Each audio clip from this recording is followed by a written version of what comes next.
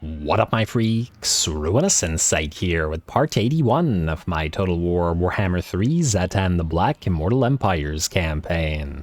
So as we saw last time, the forces of Arcan the Black fought their last in Myrmidons, or outside I should say, Myrmidons, and the faction was destroyed. It's probably annoyed our allies a little bit, at least the Vampire Coast and possibly Clan Scryer. I don't remember if they were friendly, but at the end of the day they're dead, gone, and we're all that much happier. We will now probably proceed to also knock out the Bloody Hands, also with the Mad Hatter of Zharr, who in reward I did give some nice items, a healing potion, a talisman of preservation, and he is going to keep that Trickster's Helmet. He'll also have an Executioner's Axe, which I think is appropriate. Alrighty, so Hatter, you're going to proceed to Verdanos, and this is going to be the last battle of Warzag, the Great Green Prophet.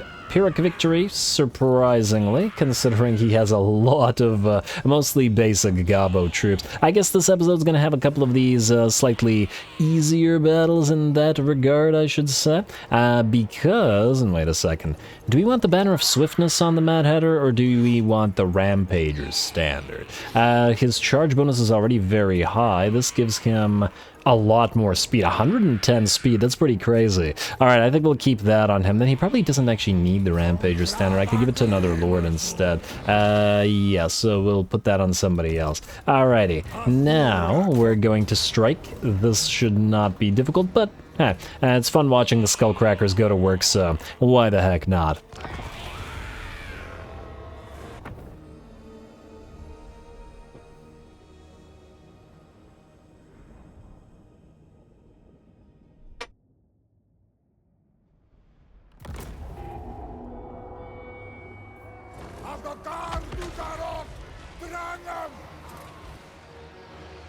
Alrighty, here we go. I guess it's a Mad Hatter kind of a couple of episodes. Is the last time he got to, or his Skullcrackers, I should say, got to mince enemy Tomb Kings and Ushabti.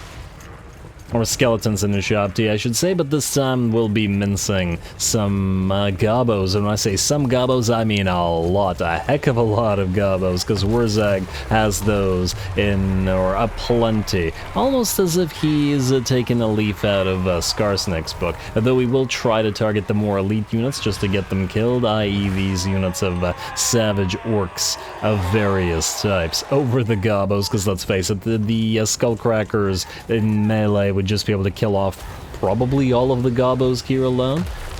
I would imagine so. Ooh, and then what a nice shot into those poor orc error boys, or those savage orc, or just regular savage orcs. Damn. Straight up exploded half of that unit with that connection, and man, the army is not yet charging us. They're going to let these Dreadquakes absolutely wreck face here.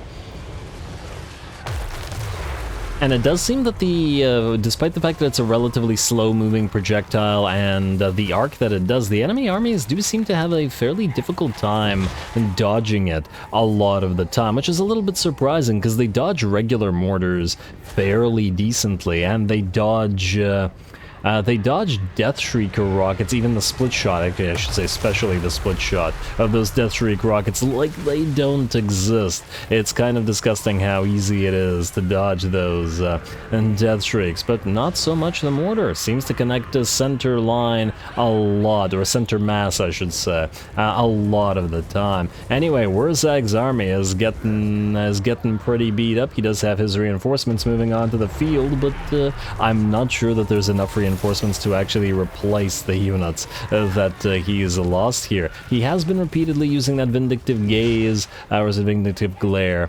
And it's Vindictive Glare on somebody, but I don't know who it is, and I'm not sure. I guess he's hitting the Mad Hatter with it. Well, either way, it doesn't seem to be doing a lot of damage.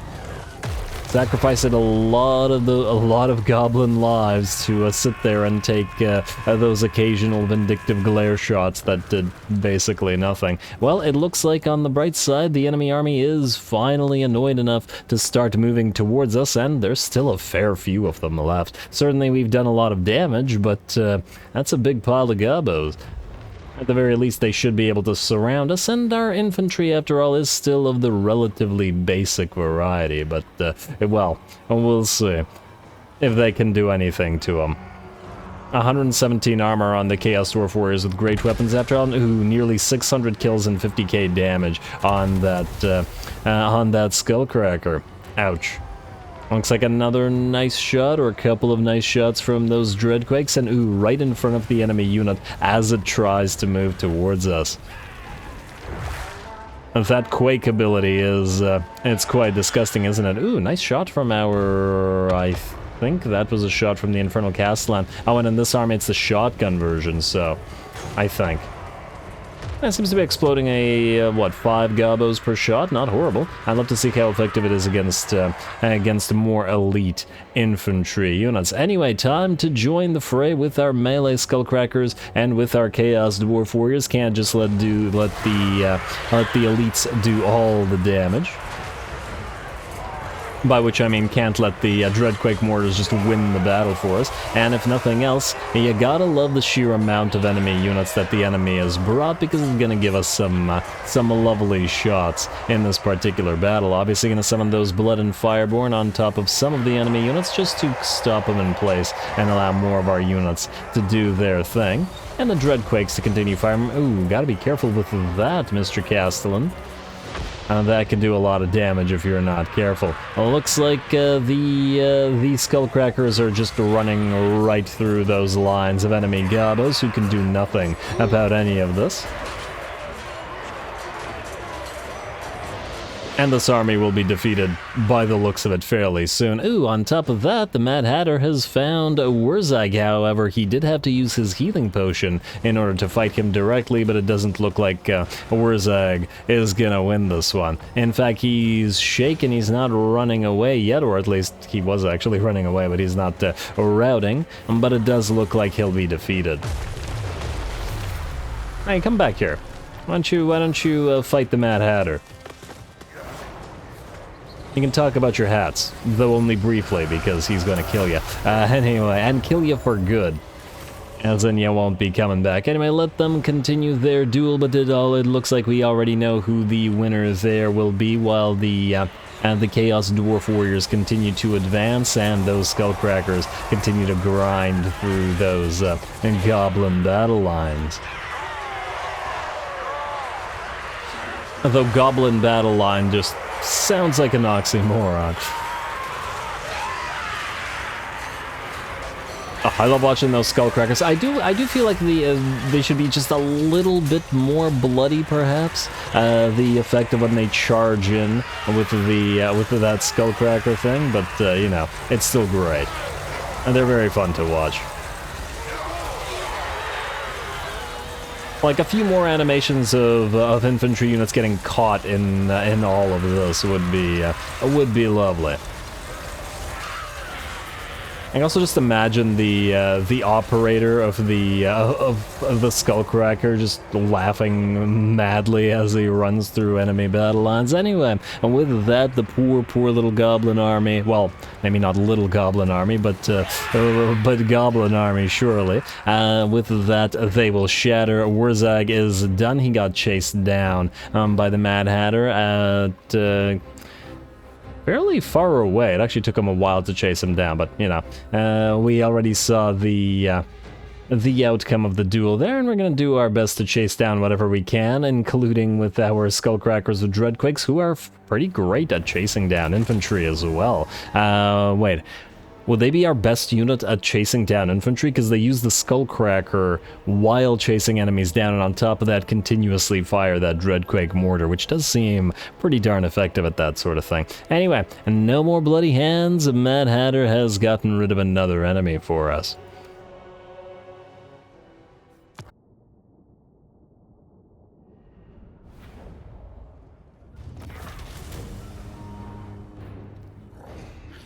Alrighty, there we go. Not too bad at all. Warzag did manage to muster over 5,000, nearly 6,000 in fact, troops for his last stand, but unfortunately for him, they were mostly gobos, the dregs of what remained after his faction was destroyed, and the Mad Hatter's Skullcrackers just ripped them apart. Though really it was the 2 units of Dreadquake mortars, over 1,000 kills on both of those units.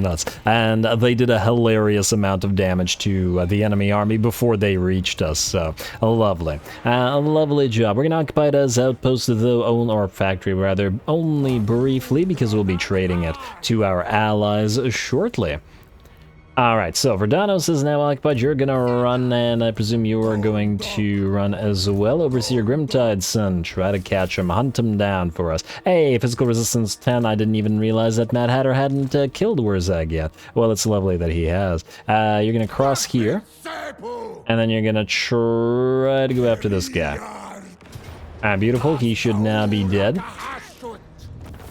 Shield of Talos, we don't really care about that, and you probably will not be keeping it, but whatever. And you can also catch Skraga, and only Gautry here will remain. Fantastic. I should probably double check that the auto resolve hasn't killed off you guys, but no, it hasn't. You're fine. You're gonna be just fine. Oh, what? Wait, this guy survived, but he just... How can he survive twice? That is so rude. Okay, well, he's not gonna survive 3 times. Oh, alright, now he's done for. Alright, and the Bloody Hands only now have you remaining. No settlements, so you can lose these items, because we'll turn them into hopefully better items in order to give them to other lords. Now, you can reach Xerixil. I have to wonder whether you can both reach Xerixil and reach this guy, Smorbits Bootlika, and I don't know that you can. And I feel like it's not worth the risk. I'd rather make sure that we take Xerixil. Not that we necessarily need Xerixil, mind you. It's just, you know, I want this faction destroyed. We will occupy it as factory, I guess. Just because we can, and just because the enemy will spawn here. Hey, we already got a weapons workshop. Fantastic. Delete that, upgrade that, and then we will hunt down Smorbits next time around. In fact, just to prevent him from sieging Verdanos, we'll send you outside of the settlement.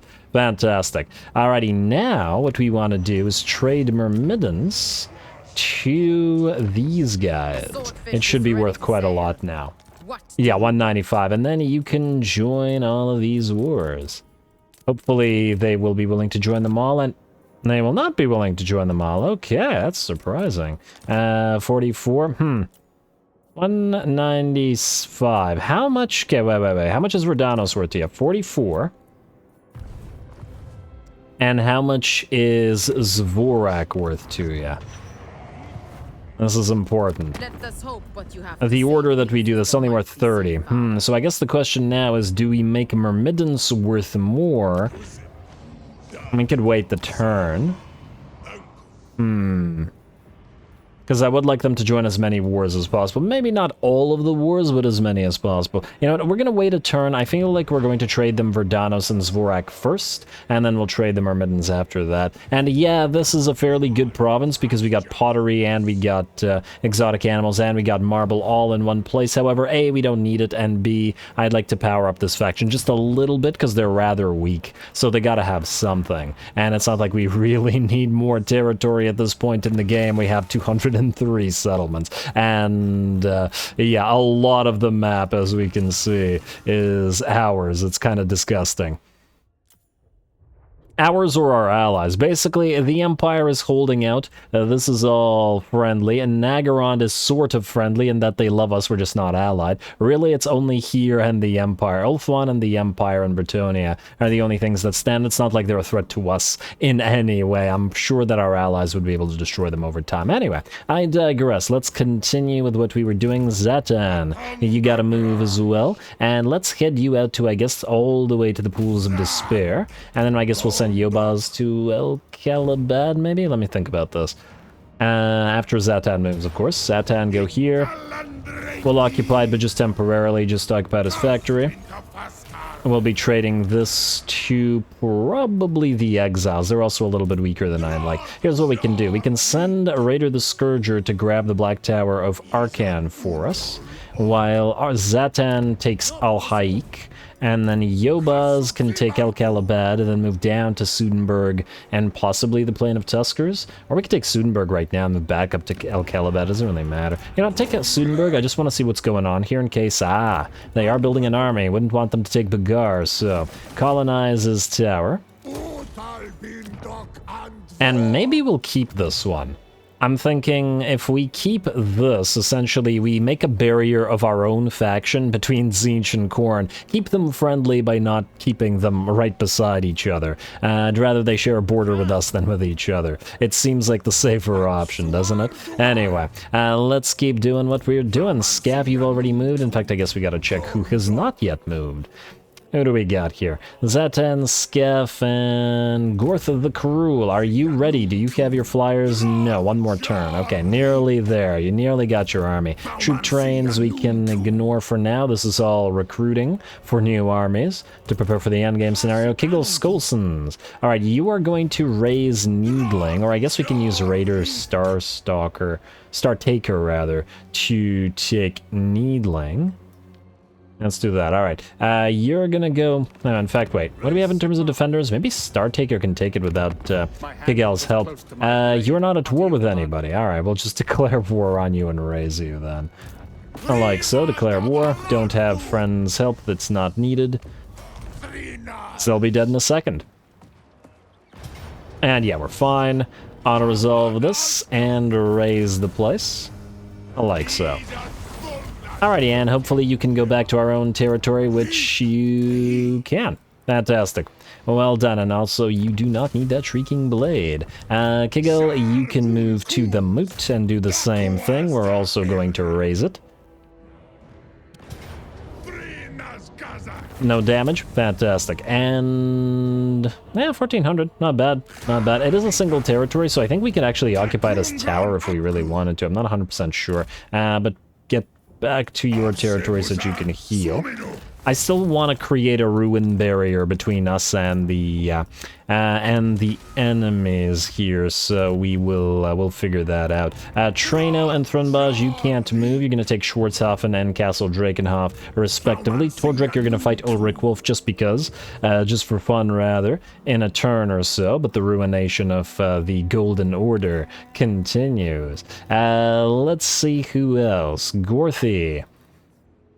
We've checked you. Astrogoth, we've checked. Mad Hatter has just moved. Recruiter Hammerfist rather doesn't need to. Raider Fazcard, stay here for one more turn. And, oh, you won't be able to globally recruit this turn. Okay, we'll just do it next turn then.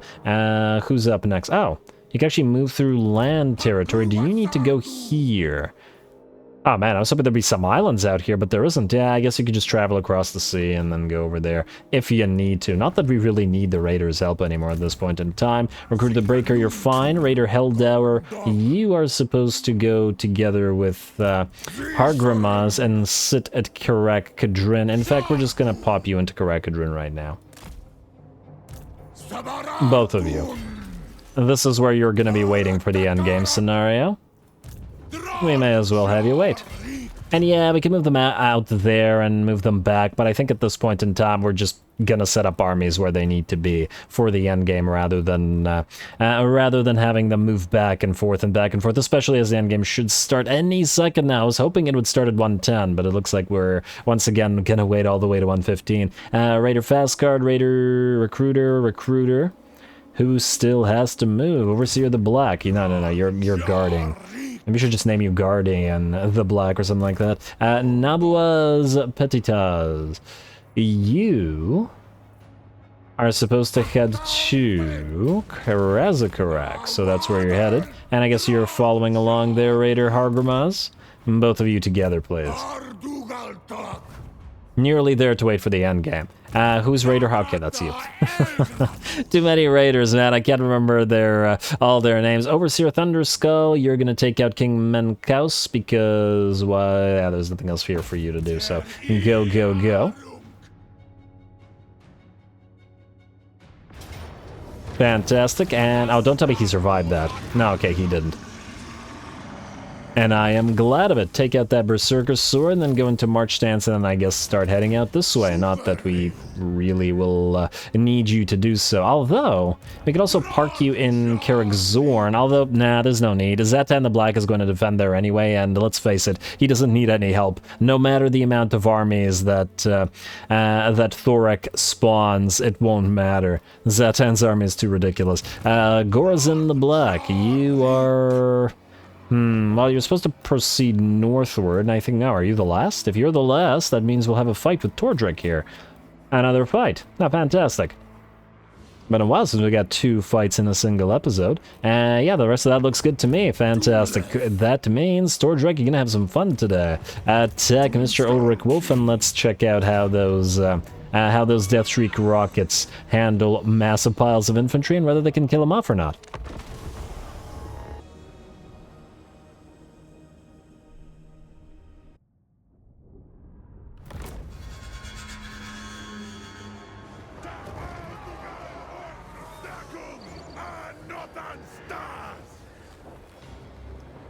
Well, darn, I zoomed in on the main battle line and missed the actual speech from Tordric, but oh well, what can you do? Another test for our artillery pieces, rather. Our Deathshriek rockets. Let's see what they can do. Looks like a couple of them landed.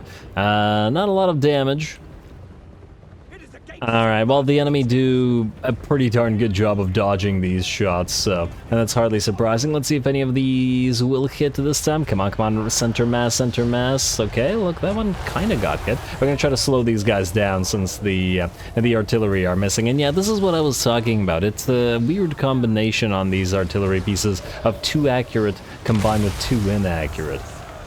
Where they seem to be too easy to dodge by virtue of their accuracy, which would be not an issue in an enemy settlement, perhaps, but like this, yeah, see, they just hit before the enemy and then nothing happens. That's okay, though. We do have spells to add to all of this, so we don't have to completely rely on those Deathshriekers to do stuff for us, and I don't know what the heck that was aiming at, or that. Oh, Deathshriekers, come on. Oh, there we go. Finally, one hit right in the middle of the enemy, although that was about after a minute and 30 seconds of bombardment. No, that one clipped this unit of halberdiers. Not bad. Okay, well, maybe not good, but not bad either. There we go. I think we're getting a lot more mileage out of Burning Wrath than we are out of the Deathshriekers here. But hey, they do seem to be somewhat racking up some kills, and we're going to allow them as much time to do damage as possible, which is why we haven't charged forward with any of our Fireborn. I just want as many free shots from the Deathshriekers before the enemy comes into the battle lines, but they will come in eventually, and it'll be great swords versus Infernal Guard and Fireborn and Destroyers. And of course the enemy infantry stands no chance here. And we could have in fact not used our artillery at all and just sent in our infantry to destroy the enemy army, but I once again really wanted to see those Deathshriekers in action. I'm still very disappointed with them as an artillery piece. They do decently at this sort of thing when an enemy is just a pile of range units, when they're already firing, and because the AI won't dodge shots and you can just freely hit them all and destroy them, and reasonably quickly at that. But while the enemy army is moving, they hit nothing. It's just kind of... it's embarrassing how awful their gunners are. I don't know if they need a buff to accuracy, or that thing that I talked about earlier with increasing the number of models in their battery. Either one might do something for us. To be able to actually, you know, purposely build these, I feel like it's a waste considering it's a pretty cool model and a pretty cool concept with with these things, and the sound design is lovely with the clanking. Oh, I was waiting for you to fire. Come on now. Alrighty, well, either way, and not super important, they can continue firing a little bit as the enemy army tries to run away, but with that, the battle is over. The enemy army is shattered probably fairly quickly after they actually manage to connect with our battle lines. And it's going to speed it up. We will get a few of those extra shots, so it seems like these things will even miss at units that aren't really dodging them, but a lot better in terms of accuracy when the enemy doesn't dodge. Are you gonna shoot that one? Maybe shoot this one? Come on, I want to see a shot connect directly. Okay, well, we can clearly see they're deleting units. Ah, man, maybe I should have actually ended it early, just so that the numbers and the damage numbers on the DEATHSHRIEKERS weren't inflated by their accuracy during when the enemy runs away, rather than actually dodges them. Oh well, not a big deal. I still love to watch them fire, if nothing else. I just gotta find some minor settlements for them to attack where the enemy is trapped and can't dodge those shots. Then I'm sure they'd be disgusting.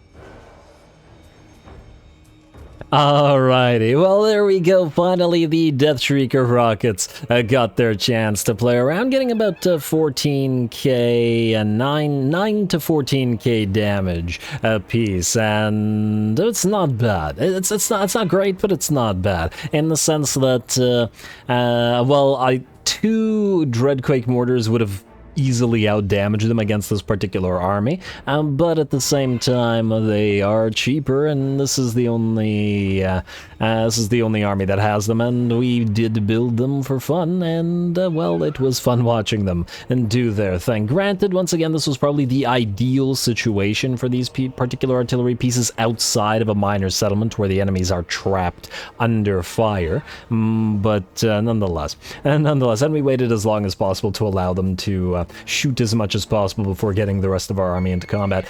329 labor, we'll take it. Not that we really need the labor. Did you get the plague from that? You did not. Fantastic. Alright, I was a little bit concerned, not that the plague would have done too much to us, but it would have still been a slight annoyance, if nothing else. You probably would like to heal. Do we need to heal to attack Abraham? Oh, they have some defenses, but between the fact that you have a supporting army, you know what, you can move up here. I don't think that there's anybody that'll threaten us up here, and then regardless of your healing situation, I think we're still going to march you up, and the 2 will be able to attack Averheim, especially since there's no army to defend there. I wanted to watch these guys play and give the DEATHSHRIEKERs some love. I really do think that this is one of those artillery pieces that can easily be fixed by increasing the model number. It doesn't have to necessarily be to 4, just double it, or, well, maybe triple it, I don't know. But the standard sort of SFO fix for certain artillery pieces. Anyway, with that, we're obviously out of time, especially with the 2 cinematic battles that we had this episode. I believe since we moved everybody, next turn we can come back and end the turn and proceed. Oh, in fact, wait. Wait. To do the admin between the episodes, I'm going to actually end the turn first, just so that we can move through the end, or through the next episode faster. So end the turn right now. Obviously, if we get attacked somewhere, I'm not going to be able to do anything about that, but hopefully we don't, in which case I can do all the building and the hero moves and stuff between the episodes, and we can just proceed to finding bigger battles next episode as well. Alrighty, Nagaron moving around. Wow, the pause was quite long for Nagaron there, so I assume a lot of stuff is happening up there. We should try to give Malekith some more money. Keep him up and running.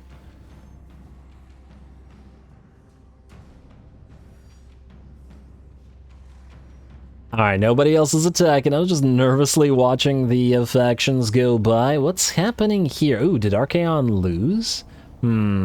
If Archaon lost, we may have to kill off a few of these armies. Yeah, Archaon did lose. Okay, well, good job to Carl for doing that. Astrogoth, you cannot reach any of these armies right now. Yeah, the problem is we don't want them to advance and retake any territory.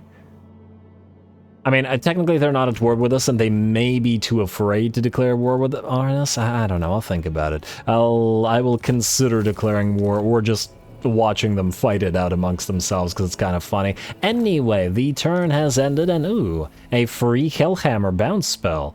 Well, that's just lovely. Convoy completed, some rewards, and there we are. Which means now I'm going to end the turn, but at the same time, build the buildings and do the hero moves and whatnot. And next time, we continue the war everywhere. So stay tuned for more Zhatan. Don't forget to leave a like and comment. All glory to the algorithm. And thanks for watching.